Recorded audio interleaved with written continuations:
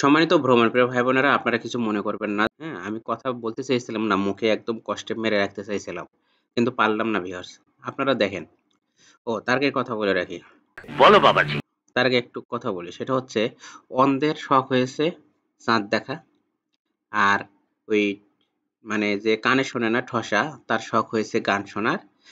আর যার পা নেই, তার শখ হয়েছে ফুটবল খেলার।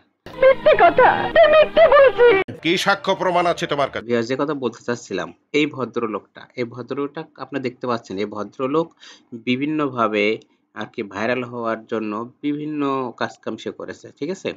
সে পা দিয়ে সব কাজকাম করে, রান্নাবাড়ি করে, হ্যাঁ? খায়। ভালো, ওকে ফাইন। কি আশ্চর্য কথা! কোনো সমস্যা নেই।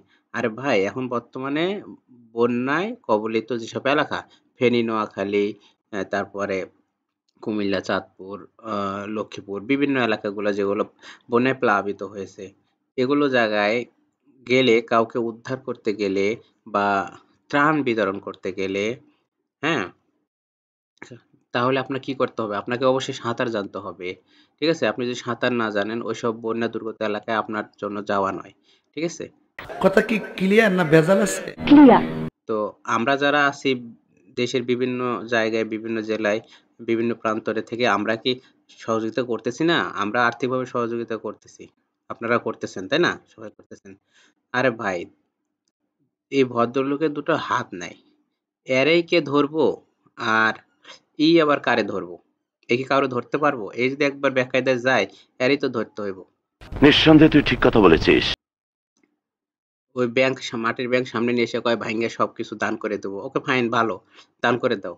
কত মাধ্যম আছে দান করে দেওয়ার? তোমাকে ওই ক্যামেরার সামনে যাইতে হবে, তোমাকে ট্যুর দিতে হবে, হ্যাঁ? তোমাকে সেই ওই যে সেফটি গার্ড পড়তে হবে, হ্যাঁ? এগুলো পরে তোমাকে ফ্যাশন করতে হবে। এছাড়াও আরো কিছু টিম রয়েছে যারা ওখানে পিকনিক করতেছে, হ্যাঁ? বন্যা উপলক্ষে পিকনিক করতেছে এরা, ভ্রমণ করতেছে, বন্যা ট্যুর করতেছে। তো এই যে কিছু বাঙালিগুলো রয়েছে না, এইসব বাঙালি এইসব মানে নোংরা কালচারের জন্যই আজ দেশ কিন্তু এগিয়ে যেতে পারছে না।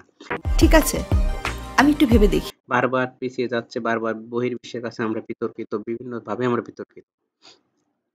তো ওই কুজোর আবার চিত হয়ে শোয়ার স্বপ্ন। যাই হোক, বেশি কিছু বলতে চাই না, আপনারা জানেন। আর আপনাদের গুরুত্বপূর্ণ মতামত অবশ্যই আপনারা জানাবেন। সবাই ভালো থাকবেন। ধন্যবাদ।